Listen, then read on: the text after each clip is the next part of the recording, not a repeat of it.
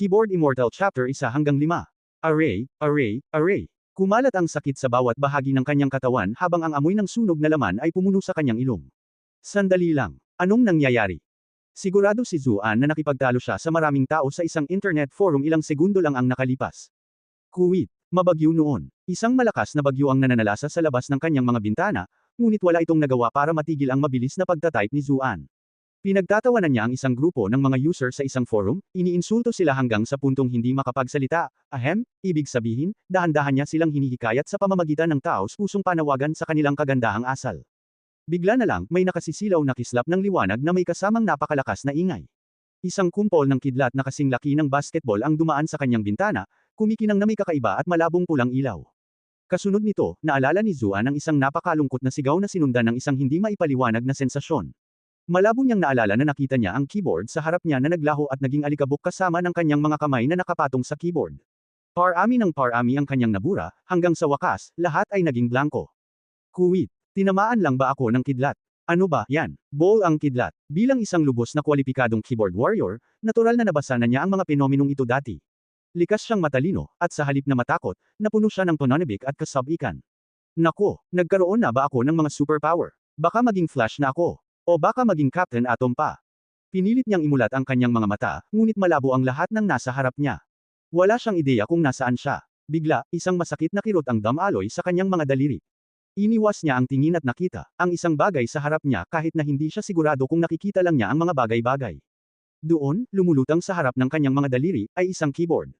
Mukhang kapareho ito ng karaniwan niyang ginagamit, ngunit ang mga key ay mukhang kulay abo at walang buhay. Sinubukan niyang pindutin ang mga key, ngunit wala ni isa sa mga ito ang gumagalaw. Para bang nakalock ang mga ito sa kanilang pwesto.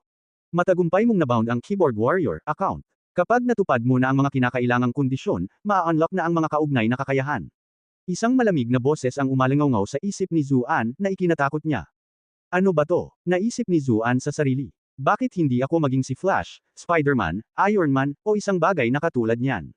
Kahit na medyo bagay sa personalidad ko ang titulong Keyboard Warrior, parang, kakaiba. Kaya ano ang kailangan kong gawin para ma-unlock ang mga kakayahang ito? Nagmamadaling tanong ni Zuan. Kolektahin ang mga sekretong manual mula sa 12 hindi kilalang rehiyon ng mundong ito at pagkatapos ay i-embed ang mga ito sa mga function key na F1 hanggang F12. Sa bawat oras na makakakolekta ka ng isang manual, mabubuksan mo ang kaukulang kakayahan, sagot ng nagyayelong boses. Noon lang napansin ni Zuan na ang mga function key sa kanyang keyboard ay puno ng kakaibang mga rune. Nahulaan niya na ang mga ito ay katumbas ng 12 tinatawag na mga sekretong manual. Good luck, Keyboard Warrior. Sa mga huling salitang ito, nagsimulang tumiklap ang keyboard. Nagbago ito bilang anino bago tumagos sa dulo ng kanyang daliri, at naglaho sa kanyang paningin. Sandali lang. Ano ba yung 12 unknown regions, at paano ko mahahanap ang mga sekretong manual na ito? Biglang lumabas ang mga salita sa bibig ni Zuan, pero kahit anong sigaw niya, walang tugon mula sa malamig na boses. Gustong magmura ni Zuan. Keyboard. Kalokohan to. Bakit nagsisimula ang ibang bida sa mga bagay na maganda, tulad ng Midas Touch at kung ano-ano pa, samantalang ako ay may kakayahan na. Isa pa, ang 12 unknown regions, ay parang napakadelikado, at duda ako kung basta-basta lang sila mamimigay ng mga sekretong manual. At kailangan ko pang makakuha ng 12. Kalokohan to. Nagsimulang maglaho ang manipis na ulap sa paligid. Naramdaman niya ang mainit na sikat ng araw na tumatama sa kanya, at malabo niyang narinig ang mga nagsasalita sa malapit. Kakaiba yun. Wala man lang ulap sa langit. Saan ba nanggaling ang kidlat? Wala talagang saysay. Malamang ay napakaraming masasamang bagay ang nagawa ng lalaking ito kaya't nagpa siya ang kalangitan na pagbayaran siya ng banal na Diyos. Hoy, hindi ba't yan ang walang kwentang manugang ng angka ng mga Chu? Dapat sana'y nagpasalamat siya sa kanyang mga swerte dahil ang isang diwatang dalaga na tulad ni Chu First Miss ay nagustuhan siya, pero hindi ba? Hindi. Nabalitaan ko na kagabi, noong gabi ng kasal niya, palihim siyang pumasok sa kama ng hipag niya. Nako naman, plano ba niyang sakupin silang dalawa? Ehehehe, maraming lalaki naman ang gustong-gustong pagmasdan ng kanilang mga hipag, di ba? Kaya pala tinamaan siya ng kidlat. Tama naman yan. Kawawa naman ang magandang si Chu First Miss. Napakabata pa, pero balo na. Siya, baka marinig ka ng mga Chu clan na nagchichismisan. Hinahanap na nila ang hayop na ito kahit saan. Labis na naguluhan si Zuan sa kanyang narinig. Ano ba itong kalokohan? Ano ba itong nangyayari? Lahat ay nanunood lang pero wala man lang tumawag ng ambulansya. Kapag gumaling na ako, ay lalahad ko silang lahat at ang kanilang mga walang hiyang kilos sa social media. Umalis ka. Dumating na ang coroner, sigaw ng isang tao. Coroner, natigilan si Zuan. Hindi ba dapat tumawag sila ng doktor? May historical drama ba silang kinunan dito? Ilang sandali pa, naramdaman niyang may yumuko sa kanyang tabi, na nagsimulang tusukin at durugan siya ng malakas. Isang boses ang nagulat, maputlang mukha. Itim na sunog ang katawan. Nakakuyom ang mga kamay. Nakanganga pa rin ang mga mata at bibig. May mga guhit na pula at lila sa katawan, ngunit halos walang sugat ang laman. Mukhang nakuryente nga siya hanggang sa mamatay. Galit na galit si Zuan nang marinig iyon. Iba ang mamatay, pero ang mamatay sa ganoong kapangit na paraan ay talagang hindi mapapatawad. Kahit papaano ay nakapag-ipon siya ng lakas para umupo, at sumigaw, "Hoy! Pwede mo ba akong lagyan ng kahit kaunting make-up bago kumuha ng litrato?" Zombie, sabay-sabay na sigaw ng mga taong nakapalibot sa kanya. Natigilan si Zuan. Lahat ng nasa paligid niya ay talagang nakasuot ng mga sinaunang kasuotan, bagamat mababa ang kalidad ng mga ito, hindi tulad ng mga maluho at magagandang kasuotan na napapanood niya sa TV.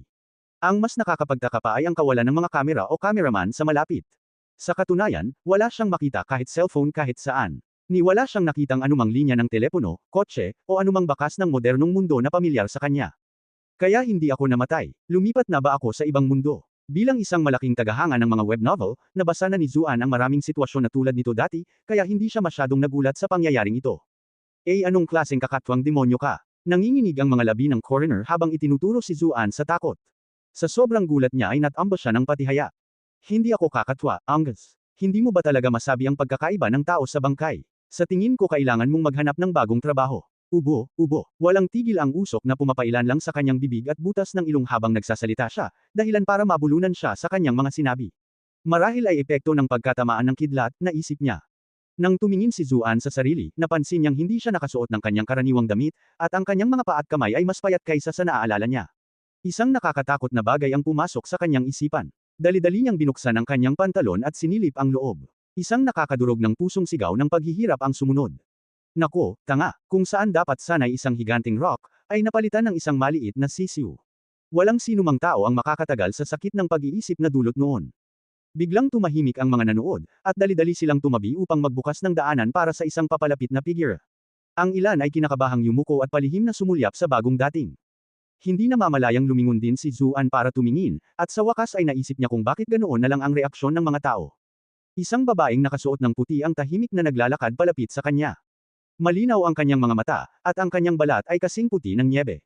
Ang kanyang perpektong hugis ng mga kilay ay parang obra maestra ng isang bihasang pintor. Tila sinasamahan siya ng banayad na simoy ng hangin sa bawat hakbang, kumakaluskaw sa lelayan ng kanyang puting damit at inililipad ang kanyang magandang itim na buhok. Isang maputlang asul na sinturon ang nakapalibot sa kanyang balingkinitan at malaplimasang baywang. Lumapit siya sa kanya na parang isang panandaliang dalagang diwata sa gitna ng mga ulap. Nako, naguguluhan si Zuan sa paghahanap ng tamang salita para ilarawan ang napakagandang babaeng ito sa harap niya, pero bumagsak siya ng husto. Sinumpa niya ang sarili dahil hindi siya nag-aral ng mabuti sa paaralan. Huminto ang babae sa harap niya at tumingin sa ibaba. Nang hihinang gumapang si Zuan at sinabing, "Oy, babe, may nobyo ka na ba? Kung mayroon, iisipin mo bang iwan siya para sa akin? Kung hindi, ayos lang din sa akin na maging lihim mong kasintahan." Nabalot ng sama ng loob ang mukha ng babae. Malamig niyang sinabi, "Ilang oras pa lang ang nakalipas mula noong kasal natin, Zuan, at bigla mo na akong hindi makilala." Wuwuwa. Natigilan si Zuan. Ang magandang babae sa harap ko, na napaka-perpekto ang itsura na parang lumabas sa isang retrato, asawa ba talaga ng kawawang bastos na ito? Hindi pa kasama rito, ang kawawang bastos na ito na napatay ng kidlat ay pinangalanan ding Zuan. Ang revelasyon na ito ay biglang nagdulot ng pagbaha ng impormasyon sa kanyang isipan, na parang pamilyar ngunit kakaiba. Parang pamilyar ito dahil ang mundong ito ay halos kapareho ng sa sinaunang China, na may magkatulad na wika at kultura. Ngunit kasabay nito, parang kakaiba ito dahil ito ay isang mundo ng paglilinang, isang mundo kung saan ang mga tao ay maaaring umabot sa hindi kapani-paniwalang taas ng lakas, maging sapat na makapangyarihan upang hatiin ang buong dagat gamit ang isang hiwa ng kanilang mga espada, o tumalon lampas sa abot tanaw sa isang iglap. Hindi ito eksaktong kapareho ng mundo ng mga nobelang Shangxia Cultivation na nabasa niya. Sa mundong ito, ang kapangyarihan ay kadalasang nakasentro sa mga kamay ng maharlikang korte. Kung mas malakas ang isa, mas malaki ang kapangyarihan at autoridad na makakalap ng isang tao. Ang lupaing ito ay kilala bilang lupaing sakop ng dinastiyang Zhou, at ang kasalukuyang emperador nito ay isa sa pinakamakapangyarihang magsasaka sa lupain. Ang dinastiyang Zhou ay isang walang kapantay na maunlad, at ito ay tumagal ng mas matagal kaysa sa alinman sa mga sinaunang dinastiya ng China. Ang mga prinsipe at hari na may pinakamataas na ranggo ay nakakalat sa iba't ibang lupain, at sa ilalim nila ay ang mga duke, marquis, condes, viscount, at baron. Ang mga maharlikang ito ay may kani-kanilang mga lupain at pribadong hukbo, at magkasama nilang pinangangasiwaan ang kanilang itinalagang teritoryo kasama ang mga opisyal na hinirang ng korte ng imperyo. Ang lungsod na kasalukuyang kinaroroonan ni Zuan, ang Bright Moon City, ay ang nasasakupan ng Bright Moon Duke, na kilala rin bilang Chu Zhongchan. Ang dating may-ari ng kanyang katawan ay nagngangalang Zuan. Isa siyang ulila na pinalaki ng isang tiyuhin, at kilala siya sa lungsod bilang isang batang walang pinag-aralan. Wala siyang talento sa pagkatuto at paglilinang, ngunit mayroon siyang napakataas na pangarap na higit pa sa kanyang maabot. Ang nakamamatay na kombinasyong ito ay umano'y nagpagalit sa kanyang tiyuhin ng labis kaya't namatay sa galit ang matanda.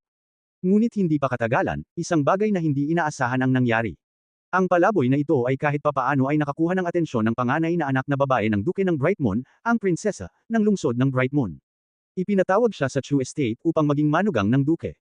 Paano magiging karapat-dapat ang isang taong walang kwentang ito sa marangal na unang binibining Chu, na nagtataglay ng walang kapantay na kagandahan? Halos lahat ng nakarinig ng balitang ito ay nagbahagi ng parehong kaisipan, kahit ako ay mas mabuting piliin kaysa sa kanya. Ang magandang babaeng nakaputi na nakatayo sa harap niya ay walang iba kundi ang unang binibini ng angkan ng Chu, si Chu Chuyan. Mabuti na lang at nakapag-isip ng maayos si Zuan nang harapin niya ang pasaway niyang tanong. Nakangiting inabot niya ito para yakapin sa baywang. Alam kong masasaktan ka kapag nakita mo akong ganito, kaya naisip kong magbiro para maibsan ang tensyon. Dahil tila lumipat siya sa katawan nitong isa pang Zuan ng parallel dimension na ito, ibig sabihin ay asawa na niya ang babaeng ito. Mabuti na lang at hindi naman ito kasuklam-suklam na pangit, kung hindi ay hindi sana siya ganoon kasabik na tanggapin ito. Dahan-daang lumingon si Chu Chuyan at tumabi, iniiwasan ang kanyang mga nakahawak na kuko. Nadurog ang puso, dahil sayo, may bahid ng malamig na bahid ang kanyang kalmadong boses. Hindi ito pinansin ni Zuan, iniisip na nahihiya lang talaga itong makipagtalik sa kanya sa publiko. Dali-dali niya itong hinabol, gusto samantalahin ang pagkakataong ito para mag-iwan ng positibong impresyon dito. Hindi inaasahan, isang figure ang biglang sumulpot upang harangan ang kanyang daan. Napakurap si Zuan sa gulat. Isang dalagang nakasuot ng berdeng robo ang hamarang sa kanyang daan. Siya ay may patag na bangs, isang magandang nakapusod na buntot, at malapalo ang pangangatawan. Sa katunayan, ang kanyang baywang ay lubhang balingkinitan kaya't walang duda na ito ang pinakakaakit-akit na bahagi niya. Bago pa man makaawit ng papuri si Zuan para sa kanyang kagandahan, maasim na pinutol niya ito. Nakalimutan mo na ba ang iyong lugar? Alam mo na ang mga patakaran, bumalik ka na sa pila. Sinuri ni Zuan ang kanyang mga alaala. Tama. Ang dalagang ito ay ang personal na katulong ni Miss Chu, si Snow. Paano nang ahas ang isang babaeng katulong na tulad mo na magsalita sa kanyang amo ng ganito? Naputol ang kanyang pag-iisip dahil sa mga bulungan mula sa mga taong naroon.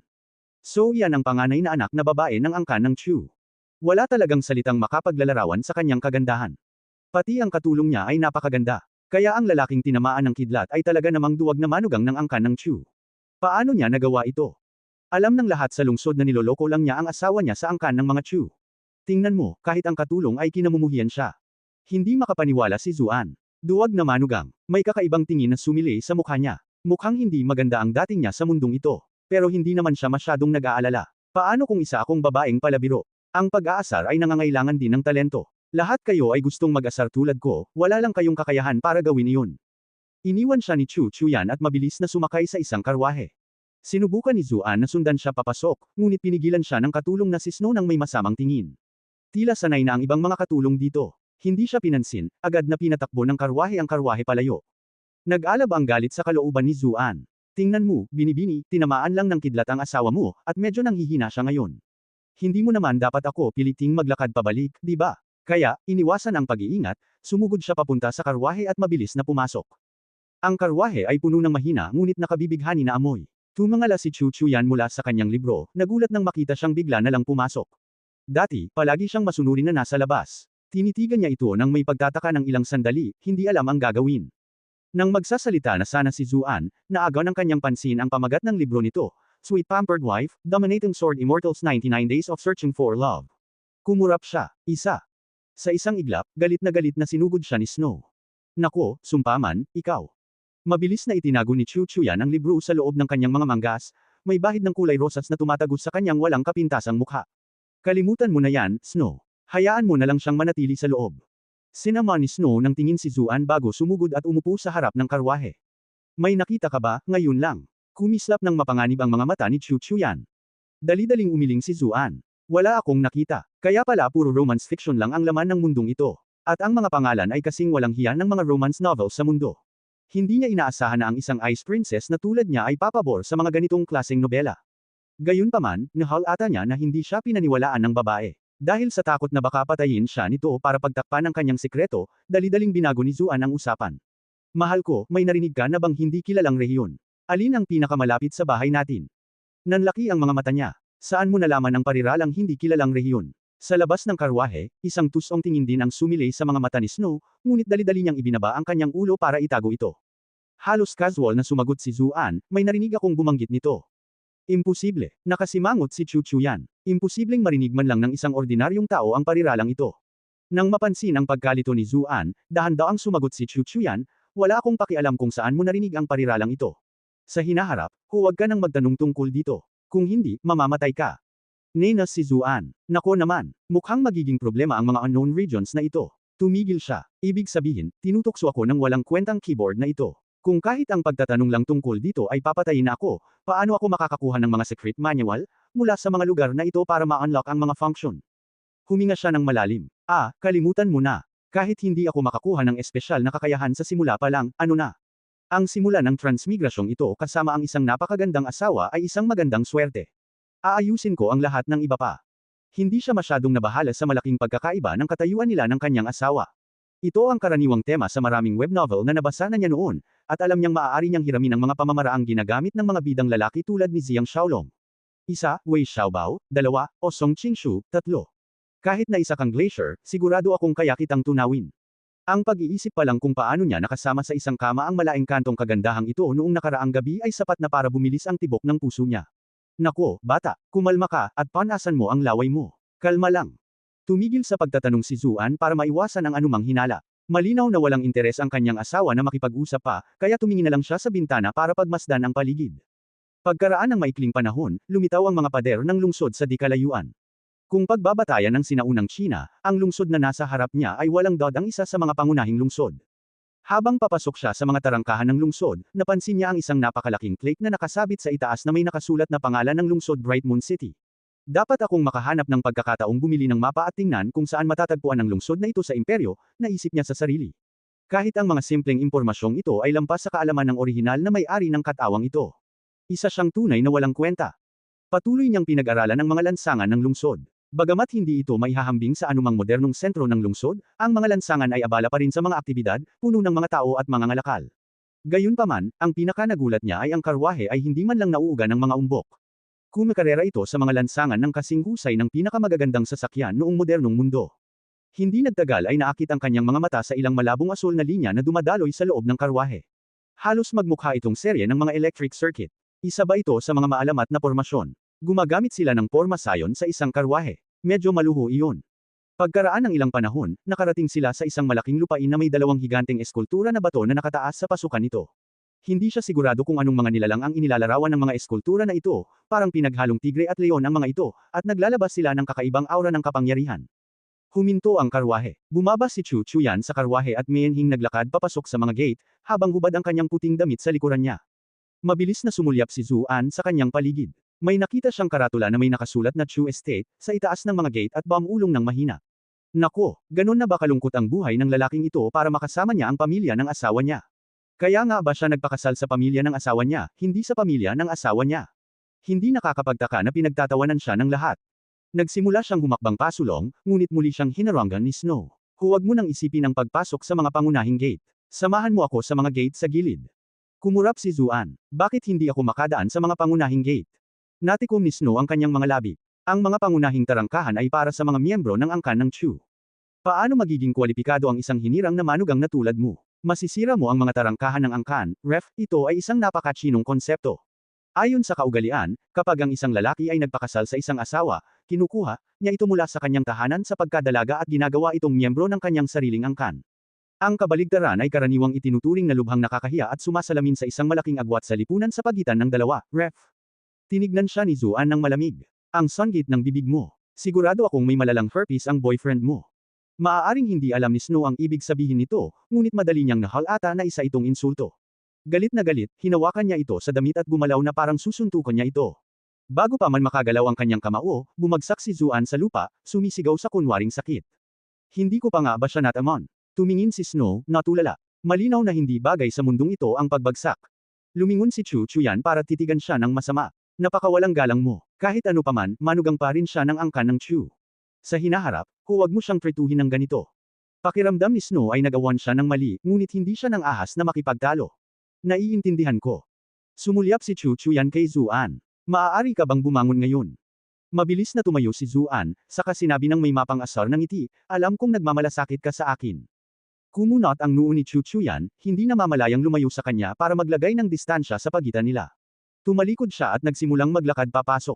Bumalik ang boses niya, naghihintay na sina tatay at nanay sa loob.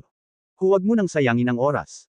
Isipin mo na lang ang ginawa mo kagabi. Tapos ngayon, nagkukunwari ka na parang walang nangyari. Walang hiya, sabik na akong makita kung ano ang gagawin sa iyo ng mga guro at ginang. Tinitigan siya ni Snow ng matalim, pagkatapos ay umikot at sumunod sa kanyang batang ginang. Biglang bumalik sa alaala ni Zuan ang mga sinabi ni Snow, at naalala niya ang narinig niyang pag-uusap kanina. Tila, ang dating Zuan ay umakyat sa kama ng hipag niya kagabi. Naku, Diyos ko, tila sisimulan ko na ang larong ito sa napakahirap na antas. Mabilis niyang pinag-isipan ang kanyang mga opsyon, napahawak sa kanyang ulo at napaungol, masakit ang ulo ko. Bago natamba patungo sa dalawang babae. Sa kasamaang palad, mabilis silang tumabi, naiwan siyang walang pakundangang bumagsak sa lupa. Ang kalokohang ito ay nag-iwan kay Zuan sa hindi matiis na paghihirap, ngunit hindi siya ng ahas na sumigaw. Malinaw na ang parehong panlilinlang ay hindi gagana ng 2 beses. Ang mga tao rito ay malinaw na hindi basta-basta malinlang. Mabilis silang makahuli. Bakit hindi mo siya nahuli? Iritadong sinulyapan ni Chu Chuyan si Snow. Kumaibot ang maliit na bibig ni Snow. Hindi mo rin siya nahuli, batang binibini. Isa pa, sigurado akong nagkukunwari lang siya. Sumulyap si Chu Chuyan sa natumbang si Zuan, saka sinabi, nabalitaan kong tinamaan siya ng kidlat ngayon. Marahil ay talagang nasugatan siya. Ibalik mo siya at hayaang makapagpahinga. Paliguan mo rin siya, sasabihin ko sa mga magulang ko. Pagkasabi niyan, mahinhin siyang umalis mula sa patio. Walang nagawa si Snow kundi ang magayos ng 2 katulong na magdala ng isang higon para buhatin si Zuan. Samantala, si Zuan ay nakahiga sa kuna, medyo naguguluhan. Tila umakyat siya sa kama ng kanyang hipag noong gabi ng kasal nito, ngunit hindi siya pinagalitan ni Chu Chuyan. Sa katunayan, hindi man lang ito mukhang galit. Ampon ba ang nakababata niyang kapatid? Nagmuni-muni siya, medyo marumi ang kanyang mga iniisip. Pumasok sila sa isang pintuan at tinahak ang isang mahaba at paliko-likong daanan. Nadaanan nila ang isang hardin na bato bago tuluyang narating ang isang pavilion. Pagdating nila sa pavilion, biglang sinabi ni Snow, ilagay mo muna siya rito. Kumuha tayo ng ilang balde ng tubig para maligo siya. Hinintay ni Zuan na mawala ang mga yabag ni Snow at ng mga katulong sa di-kalayuan bago palihim na iminulat ang kanyang mga mata. Nasa loob siya ng isang gazebo sa tabi ng isang maliit na lawa. Nang makitang walang tao sa malapit, tumayo siya. Sinilip niya ang kanyang refleksyon sa tubig, at nakita niyang magulo ang kanyang buhok at nasusunog ang kanyang mukha. Hindi nakakapagtaka na mukhang nandidiri ang aking asawa nang makita niya ako. Mula sa kung saan, isang malakas na suntok ang bumangga sa kanya mula sa likuran, na siyang nagtulak sa kanya diretso sa lawa. Hilop, hilop. Sa totoo lang, lumangoy na si Zuan sa mga ilog simula pa noong bata pa siya, kaya walang paraan para malunod siya sa isang maliit na lawa na tulad nito. Gayunpaman, medyo sigurado siyang may sumipa sa kanya sa tubig. Hindi niya alam kung ano ang nangyayari, kaya nagkunwari siyang nalulunod para makakuha ng oras. Habang nagtatampisaw siya sa tubig, malabo niyang naaninag ang isang malaputing anyo na nakatayo sa tabi ng tubig, malamig na nakangiti sa kanya. Nabahala si Zuan. Bakit ba ako gustong patayin ni Snow? Isa ba itong uri ng tukana na ginawa ng aking freebie wife sa isang ilegal na kalaguyo? O ang angka ng Chu, na nahihiya sa nangyari, ay nagpas siyang gumamit ng isang accident, para patayin ang manugang nilang ito. Maraming posibilidad ang umikot sa kanyang isipan. Napagpasyahan niyang gawin ang kanyang tukana, nang hihina at lumulutang sa ibabaw ng tubig na parang totoong nalunod. Tila ikinagulat ito ni Snow. Patay na ba siya? Nakatakas siya ng madali, bulong niya. Inilabas niya ang isang laso mula sa loob ng kanyang manggas at ikinabot ito sa bangkay, na lumulutang sa lawa. Nagulat si Zuan. Kaya pala marunong ng martial arts ang babaeng ito. Dapat mas mag-ingat ako sa kanya. Umupo si Snow sa tabi ng tubig, inabot ang leeg niya para tingnan ang pulso nito. Sa sandaling iyon, iminulat ng patay, na si Zuan ang kanyang mga mata at binuhusan ng tubig ang mukha ni Snow. Nang bigla na lamang pumikit si Snow, hinayla niya ito palapit sa kanya, at hinayla pababa sa tubig kasama niya. Alam agad ni Snow na nahulog siya sa isang patibong. Hindi niya namamalayang sinimulan niyang gamitin ang kanyang ki, balak niya itong bugbugin, ngunit nang ibukan niya ang kanyang bibig, lumunok siya ng isang malaking subaw ng tubig. Garg, garg. Ito ang panahon kung saan kakaunti ang marunong lumangoy. Maaaring bihasa si Snow sa martial arts, ngunit ang paglangoy ay lampas sa saklaw ng kanyang mga kakayahan. Sa loob lamang ng ilang segundo, nakaubos na siya ng maraming subaw ng tubig. Pilit siyang hinayla pabalik sa pampang, ngunit wala siyang maabot. Dahil sa takot, ikinabigla niya ang kanyang pulso at naglabas ng isa pang puting laso. Nakapulupot ito sa isang poste malapit sa gilid ng tubig. Nang akmang gagamitin niya ito upang hilahin ang sarili pabalik sa lupa, kumapit si Zuan sa kanya gamit ang lahat ng 4 niyang paa, at nakipagbuno sa kanya na parang isang pugita.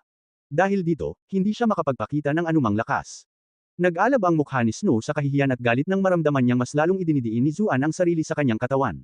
Nagpumiglas siya ng husto, ngunit sobra ang kakayahan ni Zuan sa paglangoy. Habang mahigpit na nakahawak sa kanyang biktima, lalo siyang lumubog sa tubig. Naramdaman ni Snow na lumabo ang kanyang paningin habang patuloy siyang lumulunok ng mas maraming tubig. Naramdaman ni Zuan ang kanyang nahihirapang paghina. Iyon lang siguro, binitiwan niya siya at hinayla pabalik sa tuyong lupa. Nakapikit ang kanyang mga mata, bagamat nanginginig ang kanyang mga talukap mata. Mayroon siyang eleganteng ilong at mapula-pulang labi. Taglay niya ang isang pinong kagandahan, ngunit mayroon din siyang dila ng ulupong at isang mabangis na puso. Maganda sana kung siya ay pipi. Kaya, ano na ang dapat kong gawin ngayon? Nag-isip si Zuan, mabilis na inisip ang mga posibilidad. May isang tao sa lupang ito na gustong pumatay sa kanya. Masyadong mapanganib ang pananatili rito. Pero, kung tatakas siya, kahit papaano ay makalusot siya sa malalaking pintuan ng lupa, wala siyang pera. Hindi pa kasama rito, kulang din siya sa kaalaman tungkol sa mundong ito. Malamang mamamatay siya sa gutom sa loob ng ilang araw. Bukod pa rito, kung isa sa alang-alang ang mga kaiyahiyang ginawa niya kahapon, kung sakaling pumatay talaga siya ng tao ngayon, tiyak na hahabulin siya bilang isang kriminal. Sandali lang. Kung may nagtatangkang magmukhang aksidente ang pagkamatay ko, ibig sabihin noon ay takot silang hayagan akong patayin. Sige, tatanggapin ko ang sugal na ito. Idinikit niya ang tainga niya sa dibdib ni Snow. Walang tibok ng puso. Sa gulat, naisipan niyang gumamit ng CPR para subukang buhayin ito. Habang niluluwagan niya ang kanyang damit, nalaglag ang napakaraming minatamis na prutas, mani, at iba pang merienda. Natigilan siya. Marami siyang kinakain. Bakit siya payat na payat? Ngunit wala ng oras para pag-isipan ang tanong na ito. Inilagay niya ang dalawang kamay sa kanyang dibdib at nagsimulang magbomba ng malakas. Kahit na matapos ang 20 chest compressions, wala pa ring senyales ng buhay si Snow. Nang susubukan na sana niyang i-mouth-to-mouth resuscitation, isang malamig na boses ang tumawag mula sa likuran niya, "Anong ginagawa mo?" Lumingon si Zuan, at nakita niya si Chu Chuyan na nakatayo sa malapit, ang kanyang mukha ay malamig na parang taglamig. Hindi niya namamalayang tumingin siya kay Snow. Magulo ang buhok nito, nakabukas ang kanyang damit, ang kanyang mga panloob at ang kanyang maputlang balat ay bahagyang nakalantad, at ang mga kamay nito ay nakahawak sa kanyang dibdib. Maniniwala ka ba kung sasabihin kung sinusubukan ko siyang iligtas? Seryosong sabi ni Zuan. Kasabay nito, hindi niya namamalayang pinupukpok niya ulit ang dibdib niya. Lumapit si Chu Chuyan, may kalmadong ekspresyon sa mukha. Tumabi ka. Sandali niyang sinuri ang kalagayan ni Snow bago mabilis na tinapik ang ilang bahagi ng katawan niya, ang mga daliri niya ay parang malabong gumagalaw. Kinuskos ni Zuan ang kanyang mga mata dahil sa hindi makapaniwala. Ang matamis na ina ng Diyos. Kaya ba ang freebie wife ko ay isang kung fu master din? Pero may katuturan naman, dahil kahit ang isang maid na tulad ni Snow ay marunong ng martial arts. Kaya, ang freebie wife ko ba ang may gustong patayin ako? Mahal kong asawa, gaano ba kagaling ang kung fu mo? Tanong ni Zuan. Blarg. Bago pa makasagot si Chu Chuyan, nang inag si Snow, at napaubo ng maraming tubig. Malinaw na nailigtas siya. Marahang tinapik siya ni Chu Chuyan sa likod bago lumingon para tignan si Zuan ng may matinding titig. Anong tawag mo sa akin? Mahal ko. Nang inag sa isipan si Zuan at dali-daling binago ang paraan ng pagtawag niya sa kanya. Lalong lumamig ang tingin ni Chu Chuyan. Paimpol niyang sinabi, tulad ng sinabi ko sa iyo bago tayo ikasal, maaari mo na lang akong tawaging Miss Chu o Chuyan. Sa hinaharap, huwag mo na akong tawagin gamit ang dalawang terminong ginamit mo lang. Nakuha ko, mahal ko. Agad na pagsang-ayon ni Zuan. Gaano ba kalakas ang kung fu mo? Ano ang world ranking mo? Kung fu. Ang ibig mong sabihin ay cultivation. Bahagyang kumunat ang noo ni Chu Chuyan, ngunit sinagot pa rin niya ang tanong. Malawak ang mundo. Gaano ka man kalakas, palaging may mas malakas, palaging may langit sa kabila ng kalangitan. Paano ko malalaman kung ano ang aking ranggo? Bamulong si Zuan, siguro ang ibig sabihin niyan ay pangit ka.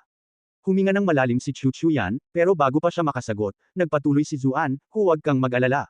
Pamilya na tayo ngayon, kaya hindi na kita minamaliit. Paano kung ganito? Bakit hindi mo ako turuan ng martial arts? May alam ka bang mahiwagang teknik na maaaring magamit ng isang tao sa loob ng isang taon para magawa ang 10 bagay na kailangan ng isang normal na tao? O baka naman isang ultimate attack na mabilis na matutunan? Ganoon dapat ang mga kwentong ito, hindi ba? Malinaw na may isang tao sa estate na gustong patayin siya. Pakiramdam niya ay may panganib na nagkukubli sa bawat sulok, kaya kinailangan niyang mabilis na palakasin ang kanyang lakas upang maprotektahan ang kanyang sarili. Bukod dito, ang kaunting kaalaman sa martial arts ay makakatulong ng malaki sa kanya sa paggalugad sa mga hindi kilalang rehiyon sa hinaharap. Walang mga ganoong pamamaraan, walang pakundangang sabi ni Chu Chuyan. At kahit na mayroon, hindi mo rin matutunan ang mga iyon. Imposible. Napatalon si Zuan sa pagtayo. Sigurado akong isa ako sa pinakamagaling na talento. Paanong hindi matutunan ng isang taong katulad ko ang mga teknik mo? Sigurado akong ayaw mo lang akong turuan. Sumagot si Chu Chuyan, lahat ng cultivator sa mundo ay nagsisimulang mag-temper ng kanilang katawan mula pa sa murang edad. Ang prosesong ito ay nangangailangan ng malaking halaga ng elementum. Pagkatapos mong maging adulto, ang iyong katawan ay ganap ng nasa hustong gulang, at walang saysay na sayangin ang mga mapagkukunan dito. Ang iyong talento ay halos isang lower ding, isang lower fourth class. Kahit na nagsimula ka ng magsanay noong kabataan mo, wala pa ring pag-asa. Bahagya siyang umiling. Ano ba yung mababang ding? Alam niya agad na hindi iyon mataas na pamantayan, pero binaliwala lang ito ni Zuan. Lahat ng MC sa mga kwento ng cultivation ay nagsisimula sa antas ng basura, di ba? Kailangan lang nilang makahanap ng angkop na mga diskarte sa pagsasanay. Isa itong magandang senyales, mula sa isang partikular na perspektibo, ang pagsisimula bilang antas ng basura ay nangangahulugan na natugunan na niya ang kalahati ng mga kinakailangan para maging pangunahing karakter. Nagsisimula ng magising si Snow, kaya agad na binaliwala ni Chu Chuyan ang presensya ni Zuan. Snow, anong nangyari ngayon lang? Binuka ni Snow ang bibig niya para magsalita, pero mabilis siyang pinutol ni Zuan. Ang totoo, natisod ako at nahulog sa pool. Sinubukan akong iligtas ni Snow, pero aksidente siyang nadulas at nahulog din. Mabuti na lang at medyo marunong akong lumangoy at halos hindi ko siya nailigtas. Wala akong ideya kung sino ang gustong pumatay sa akin. Mas mabuting panatilihin muna natin ang pagkukunwari, hanggang sa malaman ko kung ano talaga ang nangyayari. Namumula sa galit ang mukha ni Snow, ngunit hindi siya makapagsalita ng maayos. Talaga bang nangyari iyon? Humarap si Chu Chuyan kay Snow. Basang-basa ka. Maglinis ka na at magpalit ng damit, pagkatapos ay sumama ka sa amin kumain. Pagkatapos niyang sabihin ang kanyang obra, mahinhin siyang umalis nang walang sinabi. Pinigilan ni Zuan ang sarili na magsalita ng sarkastiko. Lumulutang siya kahit saan suot ang puting damit, na parang hindi man lang natatamaan ng lupa ang kanyang mga paa. Kung makikita ko siya sa gabi, isusumpa kong isa siyang sampaang multo. Hindi nagtagal ay naagaw ng kanyang atensyon ang isa pang problemang kinakaharap. Snow, saan tayo pwedeng maghugas ng pinggan? Sabay na ba tayo pupunta? Umiyak ka nga, senggal ni Snow. Kung hindi lang dahil sa malaswang pananamit ko ngayon, sumpa man ay binugbog ko na ng husto ang lokong ito para kahit ang sarili niyang ina ay hindi siya makilala. Malungkot niyang tiningnan ang kanyang mga merienda na nakakalat sa lupa bago niya tinadyakan ang kanyang mga paa at padabog na umalis. Mabuti na lang at nagpadala si Chu Chuyan ng isang katulong para gabayan si Zuan. Dinala siya sa isang silid kung saan siya naligo at nagpalit ng damit. Ngayong malinis na siya, lumapit si Zuan sa salamin sa silid at sinuri ang sarili doon. Sa kabila ng pagiging mas payat, halos kapareho pa rin siya ng dati niyang anyo. Bumantong hininga siya sa kasiyahan, guwapo pa rin naman. Maaaring hindi ako kapantay ni Pan An, pero mas maganda pa rin ako ng kaunti kaysa kay Zimenching. Isa. Nasa sabik na siyang makasama sa pagkain ang kanyang asawang walang karelasyon, ngunit pinadalhan lang siya ng pagkain ng kanyang katulong. Ano ba to, pare? Bilanggo ba ako o ano? Naisip ni Zuan na ang posisyon ng isang hinirang na manugang ay mas mababa pa kaysa sa inaakala niya. Tila hindi man lang siya karapat-dapat na sumama sa kanila sa hapagkainan. Ayokong tretuhin na parang pulubi. Hindi maintindihan ni Zuan kung bakit handang tiisin ng dating may-ari ng katawang ito ang ganitong mga insulto. Itinabi niya ang mga pinggan ng may pagniwi, ngunit ang bango ng pagkain ay labis na nakakapangilabot. Hindi nagtagal at nagreklamo ang kanyang tiyan sa galit. Nag-atubili si Zuan. Sa huli, napagdesisyonan niya na ang isang tao ay dapat maging flexible at alam kung kailan dapat yumuko. Kaya, hinailan niya pabalik ang mga pinggan palapit sa kanya at sinimulang lalamunan ang mga ito ng sarap. Masasabi kong napakagaling talaga ng chef na ito. Nang masiyahan, nagsimulang mag-isip si Zuan kung paano siya mabubuhay sa mundong ito. Naghalungkat siya sa silid para maghanap ng papel, pagkatapos ay isinulat ang mga tip para makaligtas sa transmigrasyon, sa itaas ng isang blankong pahina. Nagsimulang magsaliksik ang kanyang isipan ng iba't ibang impormasyon mula sa maraming web novel na pinagigiliwan niya noon, ngunit hindi nagtagal ay napadpad siya sa mga pantasya tungkol sa pagkakaroon ng computer, ang mga sensasyon ng paglalaro ng mobile game sa kanyang iPhone, ang saya ng pangungulit sa mga tao sa mga forum sa internet. Bago pa niya namalayan, dumilim na ang langit. Sandali lang. Ano nga pala ang plano kong gawin kanina? Nakatitig siya sa walang laman na papel sa harap niya habang kumikislap ang mga mata bago ito nilamukos at itinapon. Lalabas ako para maglakad-lakad. Tingnan natin kung may matututunan ako tungkol sa mundong ito. Malinaw na ang dating may-ari ng katawang ito ay namuhay ng miserable sa mundong ito. Likas sa akin na mabait at matulungin na tao. Kailangan kong tulungan ang namatay na lalaking ito na makabangon at maiangat ang kanyang katayuan. Sa tulong ng kanyang pilak na dila, natukoy niya ang lokasyon ng tirahan ni Chu Chuyan mula sa ilang mga katulong. Habang papalapit siya sa silid nito, narinig ang boses ni Snow mula sa loob. Binibini, gusto mo bang kumain ng mga buto ng sunflower? Palampasin ko na lang. Hindi ka rin dapat kumain ng sobra. Baka mabasag lang ang ngipin mo. Tinatakot mo na naman ako, binibini. Naaalala ko tuloy. Ang hirap na hirap ng pakisamahan ang lalaking yan. Dati ayos lang naman siya, pero parang, masama ang ugali niya ngayon. Oo, mukhang iba siya ngayon, pagsang-ayon ni Chu Chuyan. Medyo sabik na marinig iyon ni Zuan, ngunit mabilis siyang nagpatuloy, maaaring dahil ito sa tama ng kidlat. Maaari kayang nagulo ang isip niya. Humagalpak ng tawa si Snow ng malakas, nakapulupot ang mga braso sa kanyang tiyan. Habang nakatayo sa labas si Zuan, walang imek, narinig niya ang paghinto ng kanyang tawa, at bigla siyang naputol sa pagsasalita. Binibining binibini, bakit hindi mo pa siya kinompronto tungkol sa nangyari kagabi? Mahinahong sinabi ni Chu Chuyan, medyo kakaiba ang mga pangyayari kagabi. Tatalakayin ko ito kina nanay at tatay bukas bago ako magdesisyon kung ano ang gagawin. Tuwang-tuwa si Zuan. Mukhang matalino naman ang freebie kong asawa. Mukhang hindi ko nakakailangganing gamitin ang napakaraming lumang trope na napanood ko sa mga serye sa TV. Napakadali mo lang siyang pakawalan, bulong ni Snow. Bakit hindi na lang siya pinatay ng kidlat? Hindi mo naman kailangang sayangin ang oras mo sa basurang yan sa ganoong paraan, binibini. Sinaway siya ni Chu Chuyan. Huwag mong sabihin ang mga ganyang bagay sa hinaharap. Sa kung anong dahilan, marahil dahil hindi nabanggit ni Chu Chuyan ang nangyari sa tabi ng lawa, naisip ni Zuan na marahil ay walang kinalaman ang kanyang freebie na asawa sa plano laban sa kanya. Teka, kung mas gwapo ang isang babae, mas mahusay siyang magsinungaling. Hindi ako maaaring magbawas ng aking bantay. Gayunpaman, nararamdaman pa rin ni Zuan ang pag-init ng kanyang ulo habang walang tigil na nagdadadal daw si Snow, at walang tigil na iniinsulto siya. Tama na, sinipa niya ang pinto pabukas. Nagulat si Chu Chuyan. Anong ginagawa mo? Madilim na, kaya ano pa bang magagawa ko? Matutulog na ako, syempre. Matalim na tinitigan ni Zuan si Snow. Tiyak na may kung anong bagay sa mundong ito na maaari kong pilitin siyang tanggapin na magpapawala ng boses sa kanya magpakailanman. Tingnan natin kung paano mo ako pag-uusapan ng masama. Nagalit si Chu Chuyan. Kung gayon, bakit ka pumunta rito? Hindi ba natural lang sa mag-asawa ang matulog ng magkasama? Casual na sagot ni Zuan habang papasok sa kwarto. Isang malungkot na sigaw ang umalingaw sa buong estate nang walang seremonyang palayasin si Zuan sa silid. Tuwang-tuwa sa kanyang kasawian, napasigaw si Snow, Jackass Zoo, bakit hindi ka umihi sa lupa at saka tumitig sa sarili mong refleksyon? Mukhang nakalimutan mo na kung sino ka, kung iniisip mong makakalapit ka sa ating batang binibini. Laking gulat niya, sa halip na kahihiyan o galit, isang natatawang ngiti ang bumalot sa mukha ni Zuan. Gaya ng inaasahan ko, base sa mga naunang pakikipag-ugnayan niya kay Chu Chuyan, medyo sigurado si Zuan na hindi pa nila natutupad ang kanilang kasal. Plinano niya ang maikling eksenang ito para subukan ang kanyang teorya, at ang kumpirmasyong natanggap niya ay ikinatuwa niya. Nangangahulugan ito na maaari siyang magsimula sa simula kasama ang kanyang freebie na asawa. Talaga bang nasusunog ang utak mo dahil sa kidlat na iyon? Naguluhan si Snow. Hindi ito tumutugon ayon sa inaasahan niya, at lalong nagpaalab ito sa kanyang damdamin. Nang mapagtanto niyang nasa panganib siyang ibigay ang laro, dali-daling pinalis ni Zuan ang ngiti sa kanyang mukha at nagmukhang nalungkot at puno ng hinanakit. Napakawalang katarungan. Ngayon lang ako nakarinig ng asawang ayaw sumiping sa kanyang asawa. Tumahimik ka. Namula ng gusto ang mukha ni Chu Chuyan. Ikinumpas niya ang kanyang mga manggas at isinara ang pangunahing pinto ng kanyang mga silid. Hindi niya kayang marinig ng lahat ng nasa estate ang kanyang malungkot na mga alulong. Nagpatuloy si Zuan sa kanyang pagiyak. Kung ayaw mong matulog sa akin, bakit mo ako pinakasalan? Bukas, magsisimula ako ng kaguluhan sa mga lansangan. Mag-iipon ako ng isang grupo ng mga drummer at ipapahayag ang katotohanan sa lahat.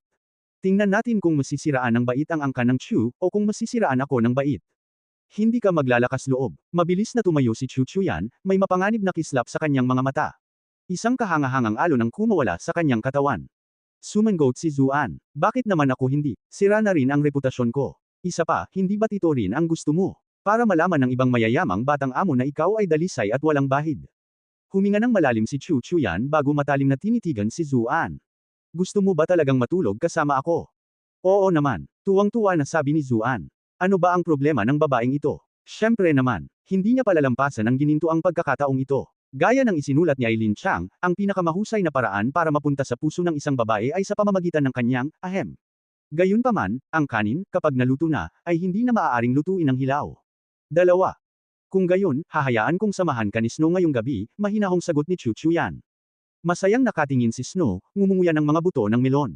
Gayunpaman, sa sinabi ng kanyang batang binibini, ang mga buto ay naging abo sa kanyang bibig. Ano ba ito? Pero batang binibini. Sumulyap si Chu Chuyan sa kanya nang may pagkatuwang sa kanyang tingin. Nahawakan ka na niya ngayon, noong iniligtas niya ang buhay mo. Isa pa, bahagi ito ng mga responsibilidad ng sinumang nakatira sa bahay na katulong. Ayaw mo ba? Sinalubong ni Snow ang kanyang tingin at nang inag, hindi naglakas loob na sumagot. Seryoso siya sa kanyang sinasabi. Napakagat siya sa kanyang mga labi, habang namumuo ang mga luha sa kanyang mga mata. Nakatayo roon si Zuan, tulala. Anong kalokohan ito? Itinutulak mo ang ibang babae sa kama ng sarili mong asawa. Tapos, sinubukan ulit akong patayin ni Snow noong araw. Tara, samahan natin at tingnan kung ano nga ba ang kanilang relasyon. Yumuko siya sa kama. Mahal kong Snow, halika rito at tulungan mo akong maghubad. Bahagyang kumunat ang noo ni Chu Chuyan. Ang lalaking ito ay mas walang hiya pa kaysa sa inaakala niya. Sumulyap ng mapang-awang si Snow kay Chu Chuyan, ngunit dahan-daang kinuha ng binata ang isang libro para basahin, hindi siya pinansin. Kung mas malapit lang sana si Zuan, pamilyar sana sa kanya ang pamagat ng libro, nakita na niya itong nagbabasa ng mismong librong ito kanina. Nang makita ang kawalang bahala ng batang ginang, nawalan ng pag-asa si Snow. Lapitan niya si Zuan nang may pag-aatubili, tinitigan ito ng masama. Pinatatag niya ang sarili, ulong, sige na, kung kailangan. Magkukunwari na lang akong kinagat ng aso. Kumikinang ang kanyang mga mata, mapanganib ngunit hindi sigurado, habang kinakapa niya ang isang manipis na karayom na nakatago sa kanyang buhok. Sumilip si Chu Chuyan sa librong binabasa niya, palihim na pinag-aaralan si Snow. Kahit si Zuan ay nagsimulang makaramdam ng pagkahilo. Gusto ko lang sanang sumama at tingnan kung ano ang ginagawa ninyo, pero ngayon ay hindi ako sigurado. Dapat ba akong sumugal ng todo? Pinag-isipan niya ito ng mabuti, saka nagdesisyon. Tama ka nga, kung hindi kayo nahihiya, bakit pa ako mahihiya? Gusto niyo bang maglaro? Sige, maglalaro ako hanggang dulo. Tingnan natin kung sino ang unang mabibigo. Nakangiti niyang sabi habang sumusugod sa ibabaw ni Snow. Pagkatapos ng tila walang hanggan, isang matinding ungol ang umalingaw mula sa mga sapin sa kama. Bawang-bawang, nakatitig si Zuan sa kanyang kaibuturan na parang estatwa, hindi makapaniwala. Tinitigan siya ni Chu Chuyan, ngunit mabilis itong umiwas ng tingin. Mabilis na namula ang kanyang mukha habang may bahid ng awa sa kanyang mga mata. Pero si Snow, na nabigyan lang ng palugit mula sa pagbitay, ay hindi naging ganoon kabait. Itinago niya ang kanyang mga nakatagong armas at nagbihis bago walang awang kinutya si Zuan. Akala ko dati ay isa ka lang walang kwentang tao, pero ngayon, napagtanto kong masyado pa rin kitang pinahahalagahan. Lumalabas na hindi ka nga pala isang lalaki. Naku, mamamatay na ako sa kakatawa. Wala man lang lakas ng loob si Zuan para makipagtalo sa kanya. Namuo ang luha sa kanyang mga mata habang tumalikod at dahan-daang lumalabas ng silid ni Chu Chuyan, mabigat ang kanyang mga yabag. Masyadong mabigat ang suntok na ito para sa kanya. Kahit ano pa, kaya niyang harapin, pero kung hindi niya kayang makipaglaro sa kama kasama ang isang babae, ano pa ang saysay ng lahat ng ito? Ang layunin niya sa buhay ay hindi ang maging si Ma Chen. 3. Ilang sandali siyang naglakad-lakad ng walang patutunguhan, hanggang sa makakita siya ng isang baluktot na puno. Dahil sa kanyang pag-iisip, hinubad niya ang kanyang sinturon, pagkatapos ay isinabot ito sa isang sanga, matapos magdesisyong wakasan na lamang ang lahat. Sino ang nakakaalam, baka kung mamatay ako ay bumalik ako sa sarili kong mundo. Isang paos at matanda ng boses ang nagpagising sa kanya mula sa kanyang pagkahimatay. Ang iyong pagkalalaki ay naapektuhan lamang ng isang kakaibang spell ng pagtatatak. Hindi naman ito lubos na walang pag-asa. Tumingin si Zuan sa paligid at nakita ang isang matandang lalaki na nakayuko sa tabi niya, may dalang asarol. Ang mukha ng matanda ay puno ng hindi mabilang na mga kulubot, at tila napakahina niya na kayang tanggayan ng isang malakas na bugzo ng hangin. Mas maraming alaala ang lumitaw sa kanyang isipan. Malabo niyang naalala ang matandang ito bilang ang katulong na responsable sa paglilinis ng mga hardin ng bulaklak. Bihira siyang magsalita at laging nag-iisa, at maaaring hindi pinapansin o binubuli ng lahat sa ari-arian. Tinatawag siya ng lahat bilang Matandang Mi. Ang dating may-ari ng katawan ni Zuan ay nakiramay kay Matandang Mi, dahil pareho silang inabuso, kaya naman, palihim niyang binigyan si Matandang Mi ng mga panghimagas noon. Ito ang dahilan kung bakit may ilang malabong alaala ang kasalukuyang Zuan tungkol sa kanya. Gayunpaman, ang mga detalyeng iyon ay hindi na mahalaga ngayon. Ang tanging mahalaga ay ang sinabi niya. Nakatatak. Sino ang naglagay ng silang spell sa akin? Maaari kayang si Chu Chuyan iyon. Ngunit kung ibabatay sa kanyang mga naunang kilos, tila hindi naman ganoon ang nangyari. Umiling si Old Me. Hindi ko rin alam. Sa palagay ko ay ipinataw na ito sa iyo noong bata ka pa. Nakatatanda, may alam ka bang paraan para mabuksan ito? Masiglang hinawakan ni Zuan ang matanda sa braso. Matapos basahin ang napakaraming web novel, alam niyang hindi ito isang ordinaryong matandang lalaki. Napakaraming posibilidad ang bumalot sa kanyang isipan. Alam ko ang trope na ito. Isa siguro siyang retirado ngunit matapang na lolo na, sa iba't ibang dahilan, kinailangang iwanan ang kanyang dating katanyagan at itago ang sarili sa loob ng angkan ng Chu bilang isang ordinaryong hardenero. Mahigpit niyang kakapit sa taong ito. Hindi niya hahayaang masayang ang pagkakataong ito. Siyempre naman, dahan-daang hinaplos ni Old Me ang kanyang balbas, ngunit hindi maipaliwanag na nabunot niya ang ilang hibla nito. Mabilis niya itong isinuksok sa kanyang mga manggas, nanlamig ang kanyang mga mata. Ano ang paraan? Sa sobrang pag-aalala ni Zuan ay hindi niya napansin ang maliit na detalyeng ito. Matalim na tiningnan siya ni Old Me at sinabing, ang selyo ay matatagpuan sa isang sensitibong lugar na lubhang marupok. Ang pagkalat nito gamit ang panlabas na puwersa ay madaling magresulta sa panloob na pinsala. Kailangan mong umasa sa sarili mong kapangyarihan para matuno ito. Kapag naabot mo na ang master rank ng cultivation at naging espiritual ang iyong ki, natural na magkakaroon ka ng kakayahang tanggalin ito. Ranggo ng master. Ano iyon? Nakatitig si Zuan nang walang ekspresyon kay Old Me. Kumunot ang noo ni Old Me. Hindi mo nga alam ang mga simpleng konseptong yan. Kaya pala itinuturing kang walang silbi ng lahat. Nagsimulang magpaliwanag si Old Me na nagbigay daan kay Zuan upang maunawaan ang mga antas ng paglilinang sa mundong ito. Ang karamihan sa mga tagapaglinang ay may 9 na antas. Ang mga tagapagtatanim ng unang ranggo ay matututong gumamit ng mga natatanging pamamaraan sa paghinga upang makibagay sa natural na mundo, sa pamamagitan ng paghila ng elemental na ki sa kanilang mga katawan. Ipinapahiwatig nito na formal na nilang sinimulan ang landas ng paglilinang. Ang pangalawang ranggo ay kinabibilangan ng paggamit ng ki na iyon upang patatagin ang kanilang balat, na nagpapataas ng bilis ng pagsipsip ng ki. Ang ikatlong ranggo ay kinabibilangan ng pagpapatatag ng laman, habang ang ikaapat na ranggo ay kinabibilangan ng pagpapatatag ng mga kalamnan. Ang ikalimang ranggo ay nagpapatatag ng mga buto, ang ika-6 na ranggo ay nagpapatatag ng utak ng buto, ang ika-7 ranggo ay nagpapatatag ng dugo, habang ang ika-8 ranggo ay nagpapatatag ng iyong mga panloob na organo at nagtatag ng isang network ng mga meridian ng ki sa buong katawan mo. Ang ika-9 na ranggo ay nagpapatatag ng utak at mga pandama, na nagpapahintulot sa pag-iimbak ng hilaw na ki. Kapag napag-isa na ng mga tagapagsaka ang hilaw at magulong daloy ng ki sa katawan tungo sa isang ki vortex, patuloy na polalikasan ng mga ki ang kanilang mga paa at kamay at buto, na magbibigay daan sa kanila upang makamit ang ranggo ng master. Ang mga master na nakapagpaunlad ng kanilang espiritual na persepsyon ay higit pang makakaangat sa ranggo ng Grandmaster at makokontrol ang kapalaran ng lahat ng nasa ilalim nila. Sa itaas ng mga Grandmaster ay nakatayo ang mga Earth Immortal, na kayang magpabagsak ng mga bundok at magpabaligtad ng mga dagat sa pamamagitan lamang ng pagkumpas ng kanilang kamay. Para silang mga Diyos ng mga sinaunang alamat. Pangalagaan ang balat, laman, at buto. Medyo casual lang na paraan yan ng pag-aayos ng mga hanay, naisip ni Zuan sa sarili, may kakaibang ekspresyon sa mukha. Ano kaya ang susunod pagkatapos ng mga Earth Immortal? Pagkatapos ng mga immortal sa daigdig, tinitigan ni Matandang Mi ang mga bituin ng may bahid ng Tononibik. Sinasabing makakapaglakbay ang isang tao sa mga bituin at makakamit ang buhay na walang hanggan. Sa kasamaang palad, wala pang sinuman sa buong kasaysayan ang nakarating sa antas na ito. Hindi interesado si Zuan sa malalayong posibilidad. Mabilis niyang ibinalik ang usapan sa pinakamabigat na paksa. Sinabihan ako na wala akong talento, at isa na akong nasa hustong gulang. Paano ko kaya mararating ang ranggo ng master? Sumulyap si Matandang Mi sa kanya. Walang saysay talaga para sa iyo na magsanay ng kahit anong ordinaryong pamamaraan. Gayunpaman, nagkataon lamang na mayroon akong kakaiba at sinaunang pamamaraan na natutunan ko noong mga unang araw ko. Dapat itong maging ganap na angkop sa iyo. Ano ang kakaiba rito? Nanigas ang puso ni Zuan. Sumagot si Old Me, ang mga ordinaryong magsasaka ay umaasa sa mga keystone pati na rin sa iba't ibang gamot at halamang gamot upang matulungan silang sumipsip ng natural na enerhiya. Ginagamit nila ang enerhiyang ito upang palakasin ang katawan sa pamamagitan ng paglikha ng mga ki meridian sa buong katawan nila. Ngunit gamit ang iyong talento, kung isasantabi ang katotohanan na ikaw ay isang nasa hustong gulang na, makakamit mo lamang ang ikatlong ranggo kahit na mayroon kang akses sa napakaraming keystone. Walang sinuman sa matinong pag-iisip ang mag-aaksaya ng isang bihira at mahalagang mapagkukunan sa isang tulad mo. Pero iba ang teknik ko. Ito ang diwa ng muling pagsilang sa pamamagitan ng pagkawasak. Para maging dalubhasa rito, ang kailangan mo lang gawin ay mabugbog. Paulit-ulit. Kung mas malala ang bagbog sa iyo, mas madali kang makakaangat sa ranggo. Natigilan si Zuan. Bakit pa ba umiral ang ganitong katawa-tawang pamamaraan sa mundong ito? Galit na galit si Old Me. Walang alam na bata. Ang banal na teknik na ito ang tanging teknik sa mundo na makakapagbigay ng walang hanggang, ahem.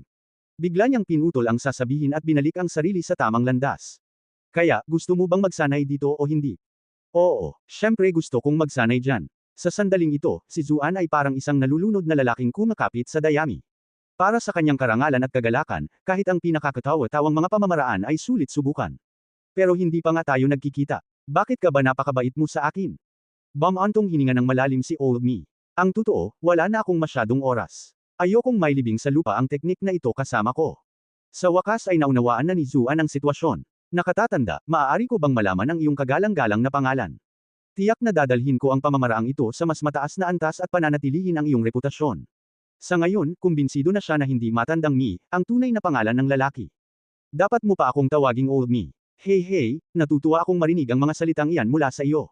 Mukhang mahusay ang pagpili ko. Natatawang humajijek si Old Me. Ibalik mo itong libro at dahan daw ang suriin ito. Kausapin mo ako kung may hindi ka maintindihan. Inihagis sa kanya ni Old Me ang isang itim na balumbon, pagkatapos ay tumalikod na para umalis.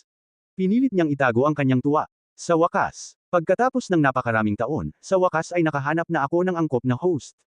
Maraming taon na ang nakalilipas, binigyan siya ng isang napakasekretong misyon. Ilang beses na siyang naharap sa kamatayan bago niya tuluyang nakuha ang sekretong manual na ito, ngunit pinili niyang huwag itong ibigay pagkatapos. Sa halip, pinatay niya ang kanyang mga kasama, nagkunwaring patay, at nagtago, at palihim na nagsanay sa sining na ito. Sa kasamaang palad, walang perpektong sikreto. Nabalitaan na siya ng organisasyong kumuha sa kanya at malapit na niyang matuklasan ang kanyang lokasyon. Hindi pa niya lubos na natututunan ang kahangahangang sining na ito, kaya hindi pa siya lubos na handa para harapin ang mga ito ng harapan.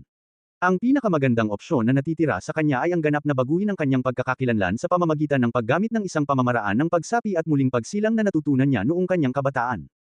Una sa lahat, ang kasalukuyang katawan ni Old Me ay mahina at yumao. Matagal na niyang hinahangad na makahanap ng bagong katawan, at ang kasalukuyang banta na kinakaharap niya ay lalo lamang nagpatindi sa kanyang pangangailangan. Gayunpaman, ang paghahanap ng angkop na host ay hindi madaling gawain. Una sa lahat, ang kanyang target ay kailangang sanayin sa parehong pamamaraan na katulad niya sa kalamang niya maibubuhos ang kanyang base ng cultivation sa target. Pangalawa, ang kanyang target ay kailangang magkaroon ng katawan na nangingibabaw sa yin. Ang pag-aari ng mga demonyo ay isang lubhang mapanganib na gawain, ang nag-aari ay kailangang makahanap ng isang host na halos perpektong tugma sa kanila. Si Old Me mismo ay isang eunuch, kung susubukan niyang magtaglay ng isang malakas at dominanteng personalidad na yang, malamang nasusunugan siyang buhay. Sa kabilang banda, atubili siyang ilipat ang kanyang sarili bilang isa na namang beteng. Sa bawat mundo, ang mga beteng ay nangangarap na maging ganap at ganap na mga lalaki. Sino ang handang ipanganak na muli bilang isang beteng? Dahil sa magkasalungat na mga kinakailangan, hindi pa rin nakahanap si matandang Minang angkop na kandidato hanggang ngayon, nang sa wakas ay nakilala niya ang walang kwentang manugang na ito ng angkan ng mga Chu. Ang paraan ng pagtatak sa bata ay ginawa siyang katumbas ng isang beteng, ngunit hindi talaga siya ganoon. Tiwala si matandang Mina unti-unti itong maaayos kapag kinuha na niya ang katawan ng bata. Ang mahalaga pa rito, tila wala siyang tunay na pamilya o kaibigan. Kahit na siya ay saniban, anumang kakaibang kilos o pagbabago sa personalidad ay malamang na hindi mapapansin. Bukod dito, ang taong ito ay manugang ng angkan ng Chu, sa hinaharap, magkakaroon siya ng maraming pagkakataon upang manalo ng kayamanan at kaluwalhatian. At, mayroon siyang isang napakagandang asawa. Kahit ang isang beteng na tulad ni Matandang Mi ay napukaw ng pag-iisip sa magandang mukha ni Chu Chuyan. Siyempre, walang alam si Zuan tungkol dito. Sabik niyang tiningnan ang balumbon na hawak niya. Ito na lang ang tanging pag-asa niya. Dali-dali siyang bumalik sa kanyang silid, sabik na suriin ito ng sarilinan. Hindi niya maisip kung ano ang laman ng balumbon. Tila ito ay purong ginto ngunit kahit papaano ay parang seda sa paghawak. Habang tinitingnan niya ang nilalaman nito, isang malamig at mekanikal na boses ang umalangaw sa kanyang isipan. Nakita, Mountain Secret Scroll, Phoenix Nirvana Sutra. Gamitin ito para i-activate ang keyboard function. Natigilan si Zuan. Hindi niya inaasahan na ganito kadaling mapunta sa kanya ang isang sikretong manual. Hindi ba't ang 12 unknowable places ay dapat na mga lugar na napaka-nakamamatay at napaka-misteryoso? Hindi ba't ang mga scroll ay dapat na halos imposibleng makuha? Sa kabila ng kanyang pagkagulat, pumayag siya ng walang pag-aalinlangan. Sa isang iglap, lumitaw ang keyboard sa harap ng kanyang mga kamay. Ang scroll ay nagiba at naging isang guhit ng gininto ang liwanag na hinigop sa dalawa, key. Ang mga ron na nakasulat sa key ay nagliwanag dahil sa gininto ang liwanag na iyon, at nabuhay ang keyboard. Ang mga key nito ay kumikinang na may banayad na backlight. Natagpuan mo na ang iyong unang sikretong manual at na-activate mo na ang rage system. Mayroon ng bahagi ng lottery reward system ngayon. Sistema ng galit bilang isang dedikadong keyboard warrior, ang iyong marangal na misyon ay patuloy na pukawin ang galit ng mga tao sa paligid mo. Kapag matagumpay mong naloko ang iyong target, ang may-ari ng keyboard ay makakatanggap ng dami ng rage points na naaayon sa kung gaano nagalit ang target. Ang mga rage points ay maaaring gamitin upang bumili ng mga item, gumamit ng mga diskarte, at maglaro ng loto. Isang holographic display na may teksto sa itaas ang lumitaw sa isang holographic display sa itaas ng keyboard. Napansin ni Zuan na mayroong ilang mga function button at isang cursor sa display. Nagawa niyang igalaw ang cursor sa iba't ibang function button. Malinaw na nakikita ang mga function na lottery, at shop, ngunit ang ilan pang mga function ay nanatiling malabo at hindi ma-access. Sa ngayon, ang function na lottery, ay paulit-ulit na kumikislap, habang ang function na shop, ay kulay abo. Hinuha ni Zuan na ito na ang susunod na function na maa-unlock. Sa ilalim ng holographic screen na ito ay may kung anong parang item bar, o skill bar, na makikita sa mga UI ng maraming RPG, ngunit nakakadismaya itong walang laman. Sa pinakaitaas ng screen, may maikling linya ng teksto. Kasalukuyang puntos ng galit, 0. Naguluhan si Zuan. Sigurado akong nenes ko lang ng husto si Snow kaya muntik ko nang guluhin ang regla niya. Bakit wala akong natanggap na rage points para doon? Siguro hindi pa na-activate ang keyboard.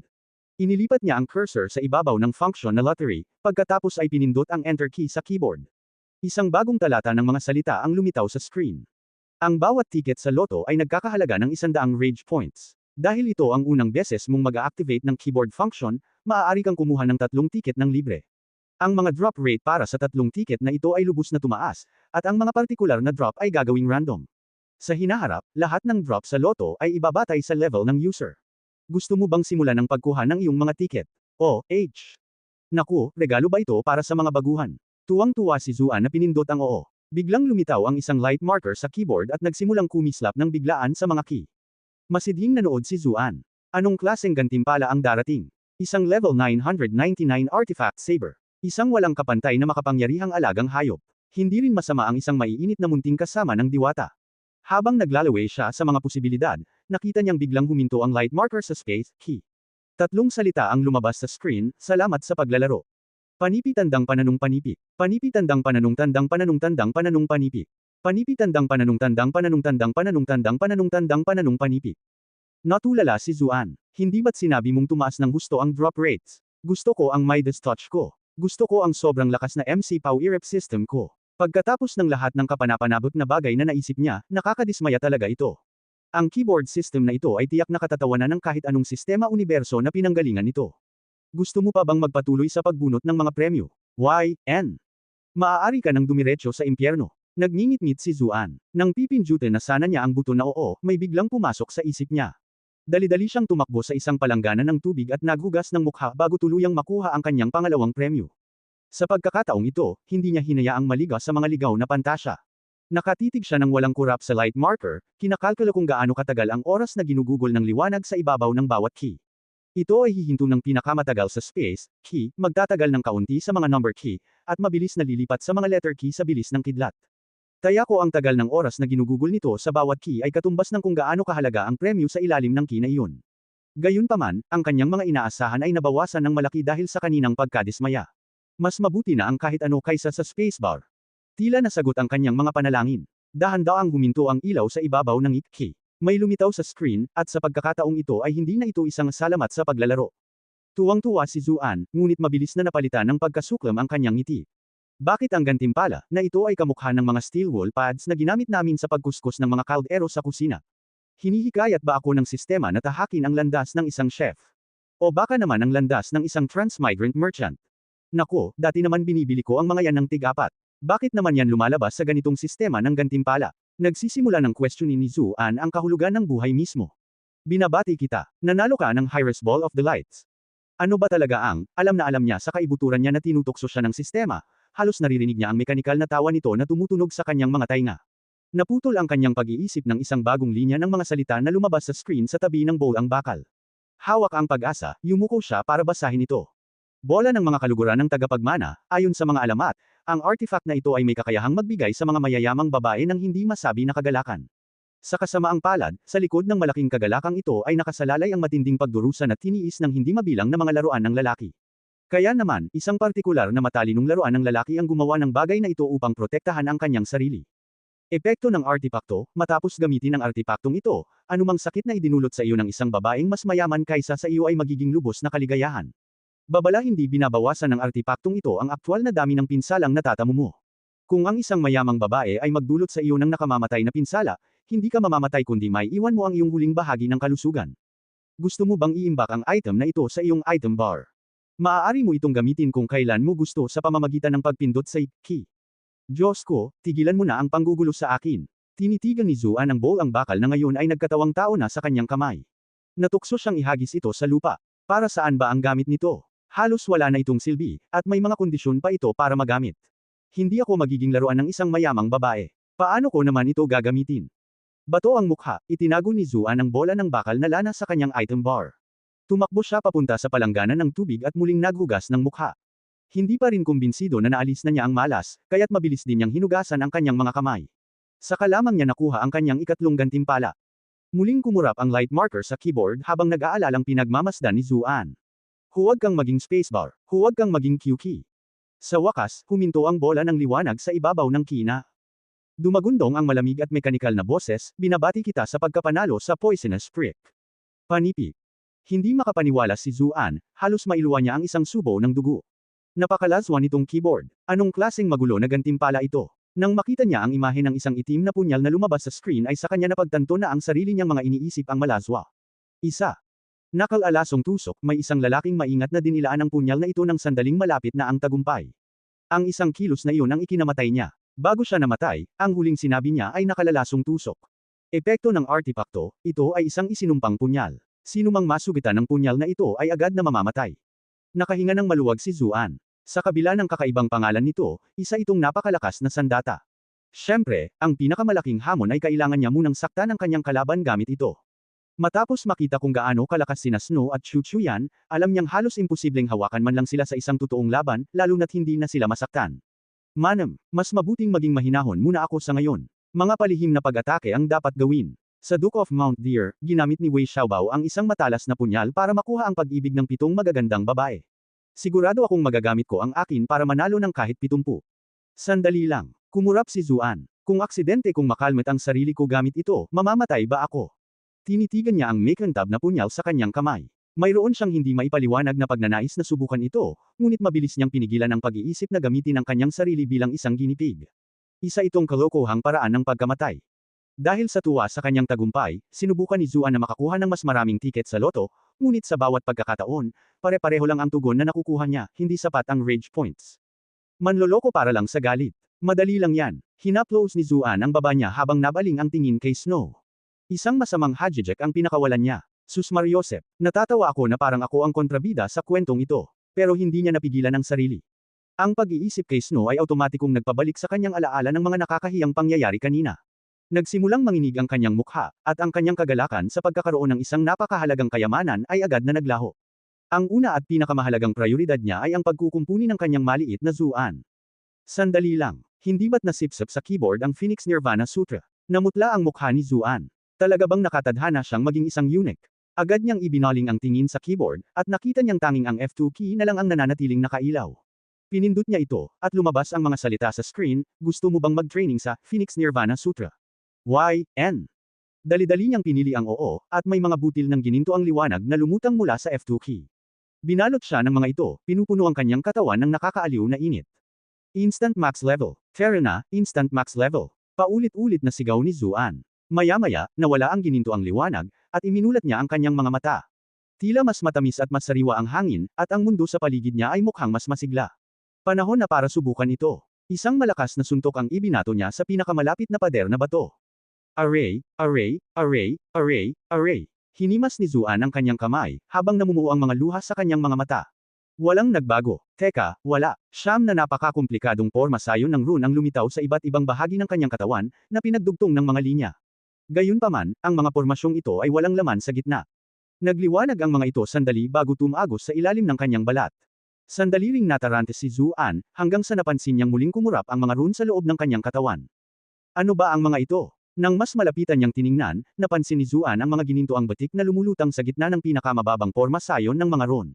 Naalala niya ang sinabi ng misteryosong matandang lalaki tungkol sa kakaibang teknik na ito.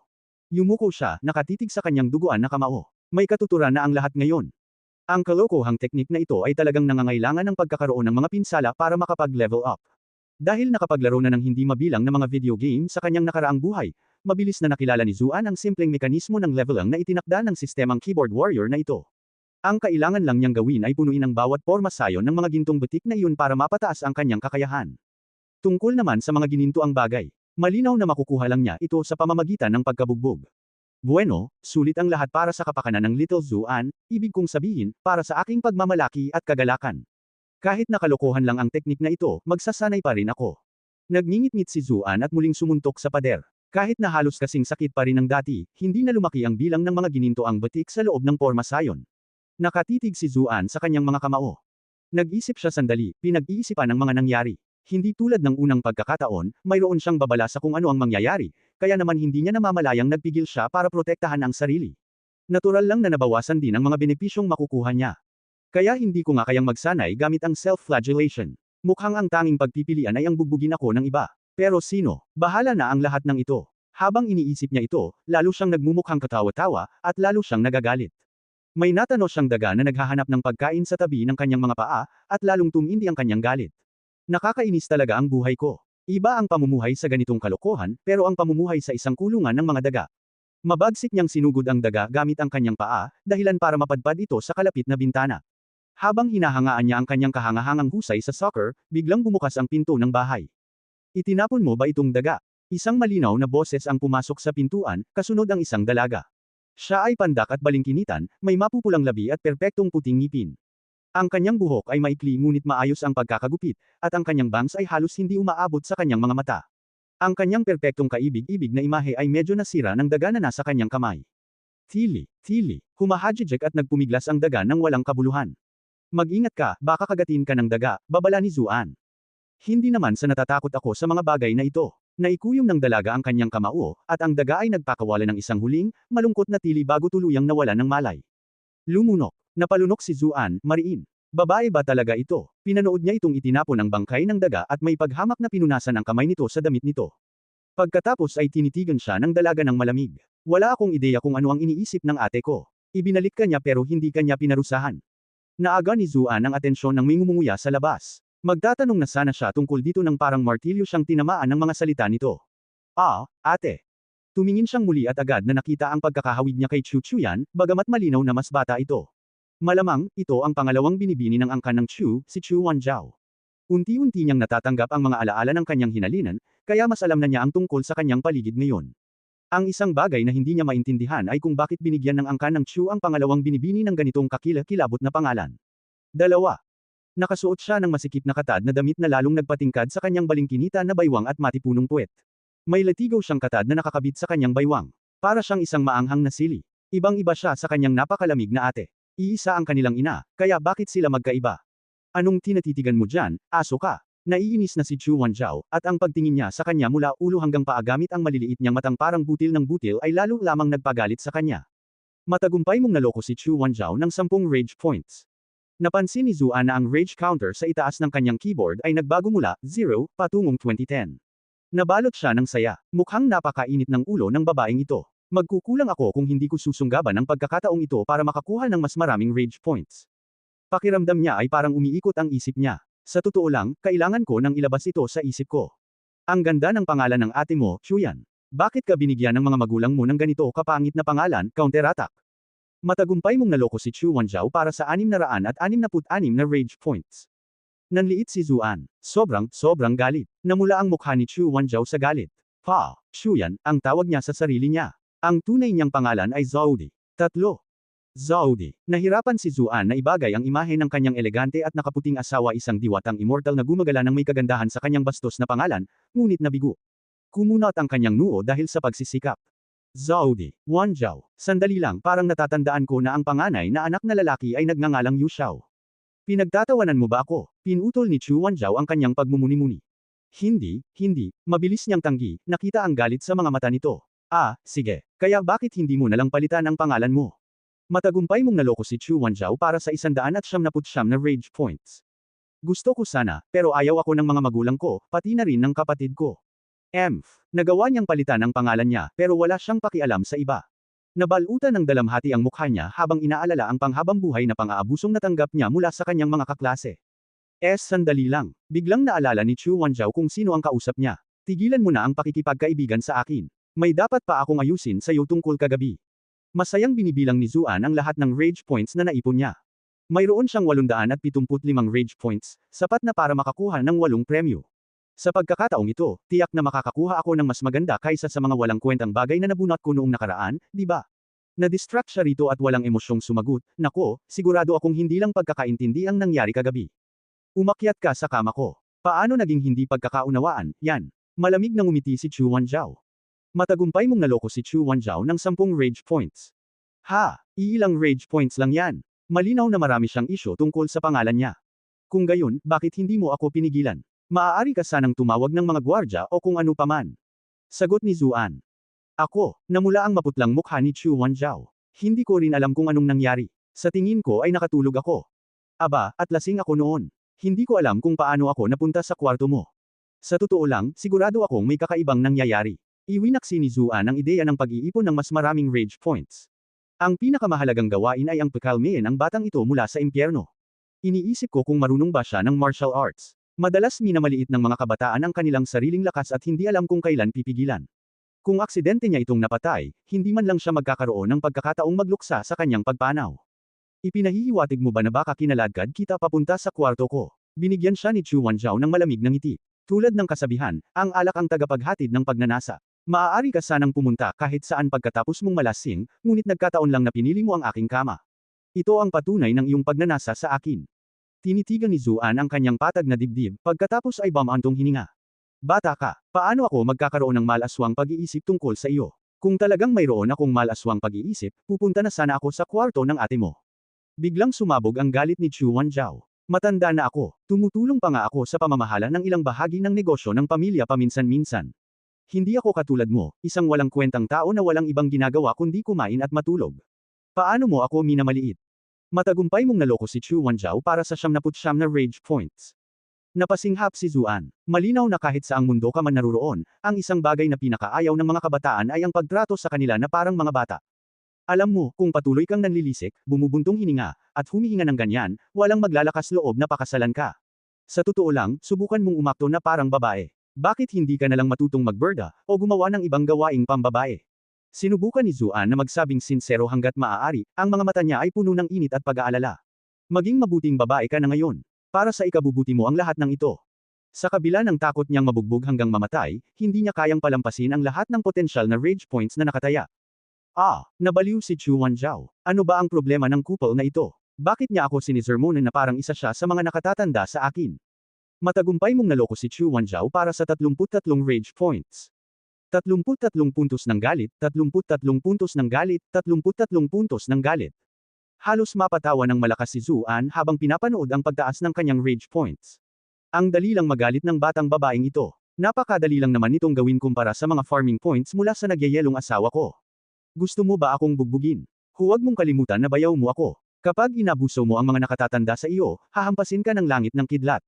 Kinabahan si Zuan. Sa sobrang galit ng dalaga ay hindi niya inaasahan na may makikita siyang singaw na lalabas mula sa tuktok ng ulo nito.